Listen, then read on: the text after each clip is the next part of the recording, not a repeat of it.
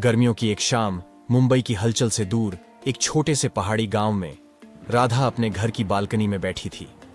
हवा में मंद सुगंध और पक्षियों की चहचहाहट ने माहौल को और भी सुहावना बना दिया था। राधा, एक लेखक, अपनी नई किताब के लिए प्रेरणा की तलाश में यहां आई थी। एक दिन गांव के पास के जंगल में घूमते हुए राधा की मुलाकात अर्जुन से होती है।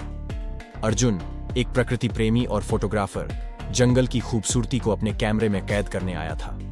उनकी मुलाकात तब होती है जब राधा रास्ता भटक जाती है और अर्जुन उसकी मदद करता है। राधा और अर्जुन एक साथ गांव की ओर वापस लौटते हैं। रास्ते में उनकी बातचीत गहरी होती जाती है। अर्जुन की हंसी और कहानियों ने राधा को प्रभावित किया और अर्जुन को राधा की सादगी और कहानियों का शौक बहुत भाया। अगले कुछ दिनों में राधा और अर्जुन एक दूसरे के साथ अधिक समय बिताने लगे।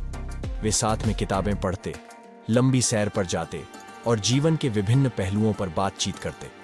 उनके बीच एक अनकही मोहब्बत पनपने लगी थी। एक दिन जब बारिश हो रही थी, अर्जुन और राधा गांव के एक पुराने मंदिर में शरण लेते हैं।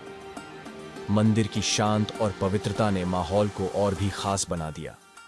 अर्जुन ने राधा को अपनी छतरी के नीचे ले लिया। उनके हाथों की मुलाकात ने उनके दिल की धड़कनों को बढ़ा दिया। अर्जुन ने राधा से कहा, तुम्हारे साथ बिताए हुए ये पल मेरे जीवन के सबसे खास पल हैं। राधा मुस्कुराते हुए बोली, मुझे भी ऐसा ही महसूस होता है अर्जुन। तुम्हारे बिना यह जगह इतनी खूबसूरत नहीं होती। दोनों ने अपनी भावनाओं को आंखों के जरिए व्यक्त किया और मंदिर की घंटियों की आवाज ने उनकी मोहब्बत को और भी गहरा कर दिया। बारिश थमने के बाद दोनों ने एक दूसरे को अलविदा कहा, लेकिन दिलों में वादा किया कि वे फिर मिलेंगे।